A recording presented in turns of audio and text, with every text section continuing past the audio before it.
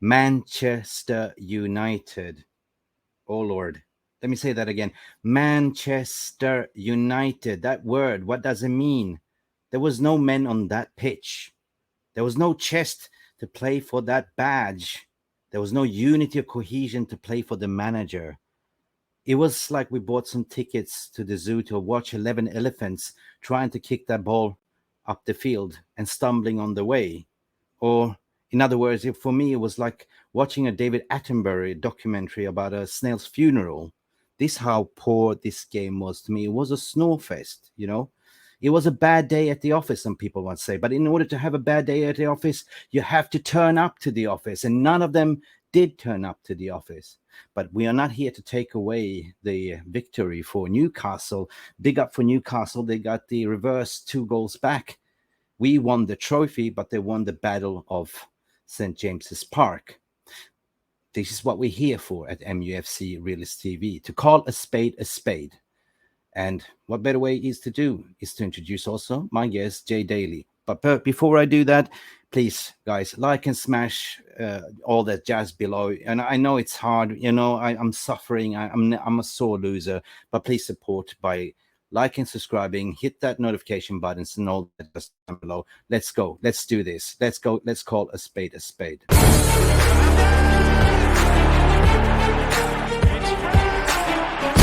Has the Premier League ever been more challenging? Dankjewel. I feel welcome. Dit is mijn home and I want to achieve success. Okay? Jay, this is my home. And I'm saying like Eric, we are there to achieve success. But today, it was none of them play for Eric, according to my opinion. And this is the reason why I kind of dislike the international break, because it takes away the momentum that we had. Jay, take it away. How are you feeling? Talk to me. What are you feeling? What's your feelings and emotions at the moment? Well, just casting with mind back to that when we got against Fulham, the FA Cup. This was the same performance against Fulham. Just for us, they got 2 sending offs, which changed the game. But Fulham outfought, outclassed us in that game, I thought. And they sending off changed the game. We got lucky against Fulham. And a lot of fan base didn't want to see that. The second point is the narrative seems to be, oh, they're playing a game every 3.5 days, blah, blah, blah. Well, the vast majority of those players have been off for the last 10, 12 days due to the national break. Yeah. Luke Shaw today was a ghost on the pitch. He only played 1 game for him. Bruno Fernandes had an extended break. So I'm not subscribing to common narrative of fatigue, of tiredness. Very simply today, the Newcastle players wanted it more. Had it not been for David De Gea today, that would have been a 4 or 5 minute route. Now, unpopular opinion, and your Twitterati fans or your, as I refer to G kids, they want to bang on about distribution, blah blah blah. But De Gea kept us in the game today again. Oh, 100% he did. I mean, the saves that he pulled, Jay, that was just mental. Yeah, so we can go on any narrative we want, but at the end of the day, those players, apart from Gallo, for me personally, obviously De Gea, Varane and Martinez, the rest of them did turn up. Rashford, okay, he's gotten 27 goals this season, if my stats are correct, but he gets bummed over in the first half. A simple foul, and he's rolling around as if he's shot by a sniper, throwing his boot at the pitch, fighting with the referee. Bruno Fernandes, as much as I love Bruno Fernandes, spent the vast majority of the game moaning and arguing with the referee. Now, we all love Bruno, but today that team was bereft of leadership because he did not lead. And I go back to what I've been saying for weeks on the show. No Casemiro, no party. First half, I couldn't ascertain what position Bruno had in the pitch.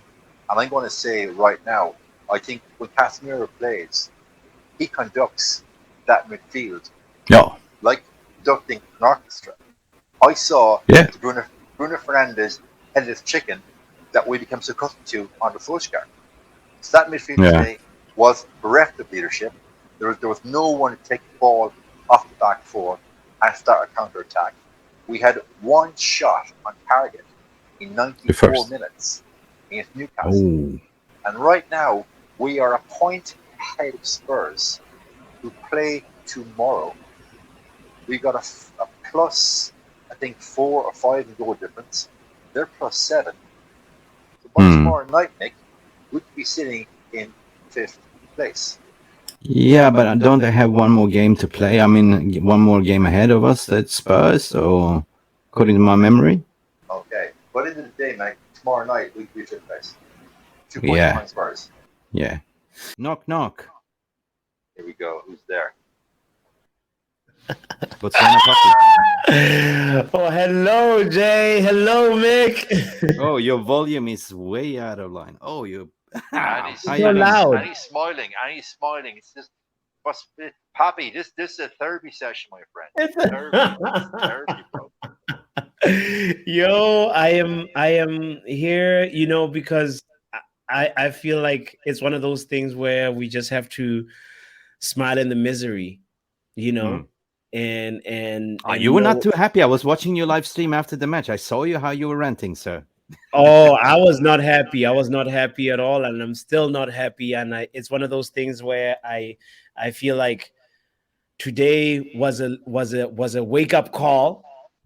We needed it. We needed a little bit of a wake up call because we were a little bit getting ahead of ourselves with the progress that we've made this season. Of course, I also feel like the players themselves let themselves down and us fans down because it seems like they're ready to throw down all the progress that we've built in the last couple of weeks. And there was not enough fight. There was not enough grit. There was not enough passion.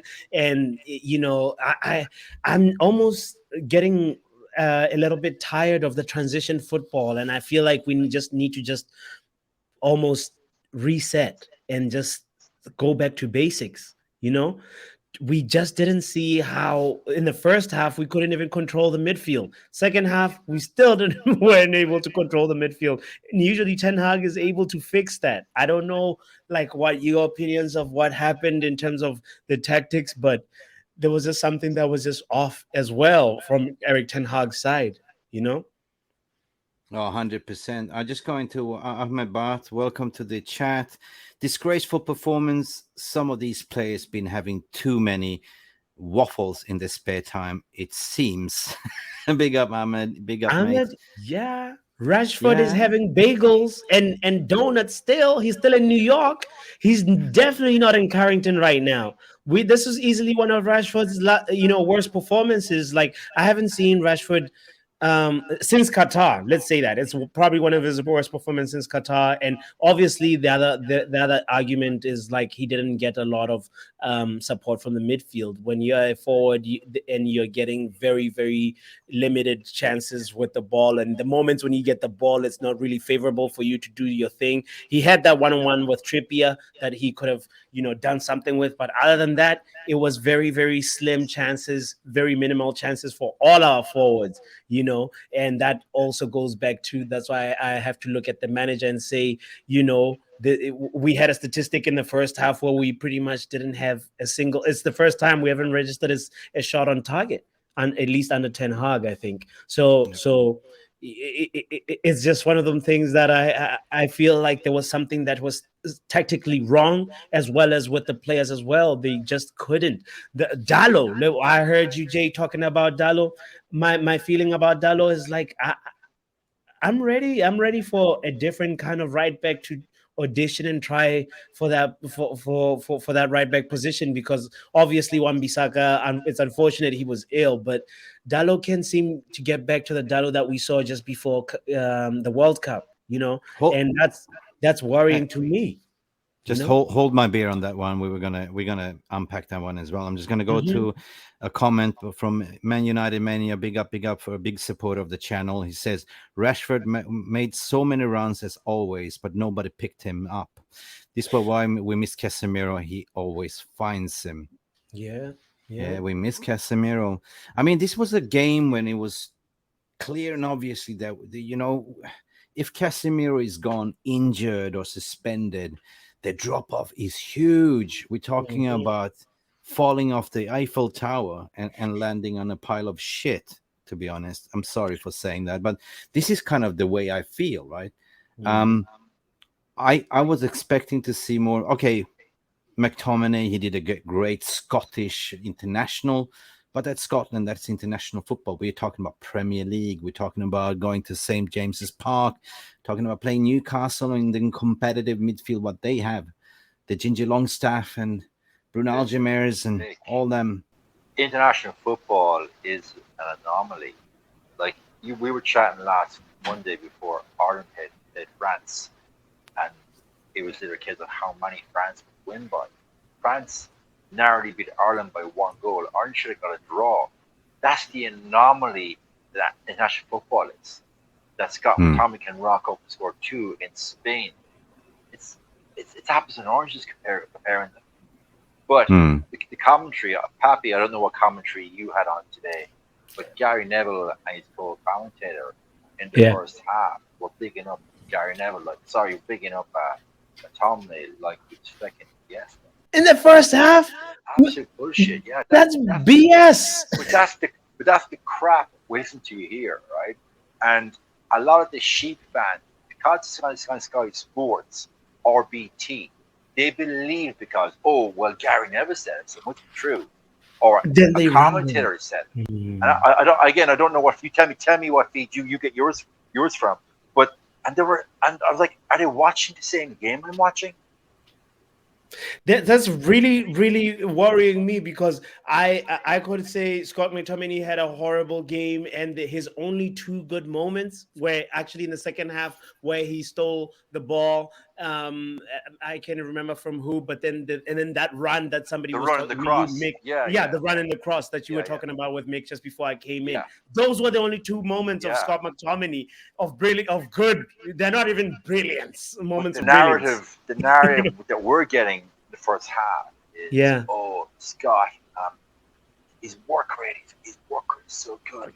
Such an art pro, getting the ball, keeps it simple. Hang on a second.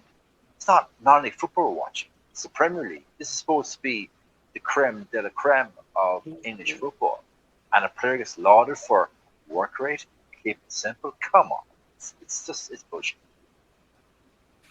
Yeah. When I open up the show, I said Manchester United. What does that mean? Man.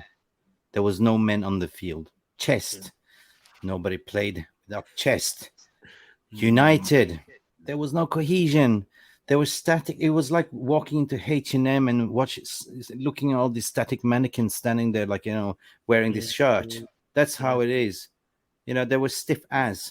So I'm trying to find any man of the match from our side, and all I can think of was De Gea. The saves that he pulled out. I don't know what people still talking about getting a second goalkeeper. His ball distribution was, I didn't see one single mispass ball that he did today. He played well on his feet. Sabitzer for sure. But at the end of the day, to summarize this game, what I said, it was like we paid to go to the zoo to watch 11 elephants trying to kick a ball and stumbling all the time because we couldn't thread the ball through whatsoever. Yeah. And at the end of the day, I ended up turning on Netflix and watching David Attenborough with a documentary of Snails' funerals. Oh, Papi, give us a flavor of the rants you were having in your channel. Give me a flavor of what your narrative was. I'll just go ahead and just say those guys that we have at Man United right now, the squad that we have, they're hungover. They're hungover from the Energy Cup that we just won a few weeks ago. We have not won a single game. We have not scored in a single Premier League game ever since that Carabao Cup final. And we have lethargic guys who are just lazy. And you know why?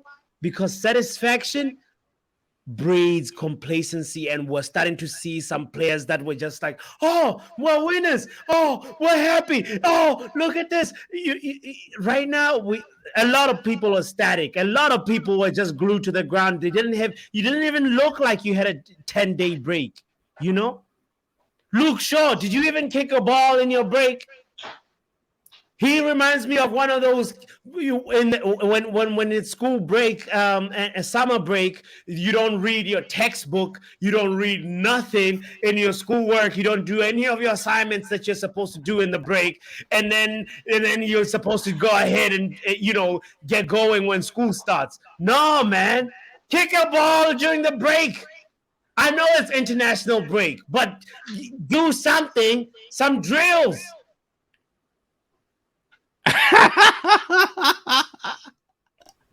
Papi, I love that. Well, I tell I you one love thing on that. Luke Shaw during that break, he definitely went back on a high carb diet for me because he looked sluggish and slow, and he's not a man that ever had how to put it, cheekbones like diamonds. He's a player that has almost been a little bit rotund, and Are he's you come back from the national suggesting break looking a bit wider for me. Yeah. Jay, there's a lot of carbs in beer. I don't drink beer, my friend. I don't do beer. No, but we mentioned I don't talk about those kind of substances or suggesting that some players are on when they're on the break they're having a little bit too much of that high carb substance as well. But Yeah, listen, it might explain the sluggishness, Pappy and Mick, that we saw today to a man. And you raise a very, very valid point, Pappy, and I love it. I think we should tease into it a little bit that, when you have sugar, like you, Mick, from days when you're competing, you know it's going to Yep. be micromanage your sugar and the effect it has on your insulin levels. So, Pappy used the analogy of we won the high energy cup. Yeah. To get that big insulin spike for about 20-25 minutes. Yep. And then what happens when you have the spike? You have Yeah. the crash. You go right down, and that insulin drops right down into your toenails. So that Crash team and burn. today, they looked like the insulin levels were in their toenails because they couldn't press. They weren't looking to win second balls. They were reft with these going forward. So your point, I think, Pappy, is very valid. A lot of players, they finally got their hands on the trophy. Like, fuck me, Harry Maguire even got his hand on the trophy. Weghorst never thought in a million years he was actually going to be at Wembley holding a piece of actual silverware, wearing a Manchester United shirt. So for a lot of players, gentlemen, it's a fair point. Had they now reached the zenith of the mountain, they're now getting their insulin crash, and they're so far down from that win last month that they're clawing with the fingernails to get back up, to go again. Yeah, absolutely. Like I like what Ahmad Bhat is saying. Yeah. Our players look like bots, honestly. So static. We cover that. And just a quick one before we kind of wrap it up to the crescendo, ain't over to the fat lady sings what we say. Did we see any positives of this game? Any positive balls indication of how we move forward, right? Papi. There were no positives at all. There was nothing positive. The only person that can hold their head up high in everybody in that performance individually is 𝑷𝒉𝒊𝒑, and everybody else can just look at themselves in the mirror and not be proud of what they see. Because I honestly, if I was going to have to really, really, really just say, like, truthfully, that we were looking tired, we were looking lethargic, and we just need to just wake up, and come back with the Man United tenhag swag that we've been building and that we know that we can find, and it's there in us. We just need to be able to just finish the season strong, because that's the whole objective. That's what we've been building towards, and we can't just let it slip right at the final moment. I know we've been overachieving, but this is the time to actually now even dig deep. And if I was gonna dig deep and look for a positive, the only positive is Martial played and he didn't get injured. He finished the game and he was a little bit of a bright spark in his link up play, and that was the only thing that I can say I'll dig out as a positive from this, and potentially that Erik ten Hag maybe has a very good lesson that he's learned versus Newcastle about these players, because every chance, every performance is a potential for Ten Hag to make a performance evaluation and really make a judgment about a player as we head to the transfer window. Go ahead, Jay. No, Jay. Yeah. No, I'm going to take no positives. I thought players should have got wake-up call after they were embarrassed by Liverpool. Then we saw, when Mick and I opened the show with, we saw the same listless performance against Fulham up to the defending offs. We were out of that game. And we see it again today. So the question, Papi and Nick, that I would ask is, has the rot set in now? And I think we are going to stutter and stammer between now and May to finish. But you know, Papi, you know what? It was a bad day at the office, but in this case, what you said, nobody turned up to the office. So how can you have a bad day at the office? If you can't show up to the office. But what you can do, people viewing this, like and subscribe, hit that notification button, follow Jay on Twitter or Papi. You can find the handles there. Jay, you're on Twitter. Come back, watch us tomorrow again for the big podcast, 7:30. Make sure you bookmark it and be nice to each other on the socials. Try to see the positive. We play again. Guys, like and subscribe. Thank you for all coming. See you guys. Bye for now. Thank you so much for stopping by and watching MUFC Realist TV. Don't forget to like and subscribe and follow us on the socials.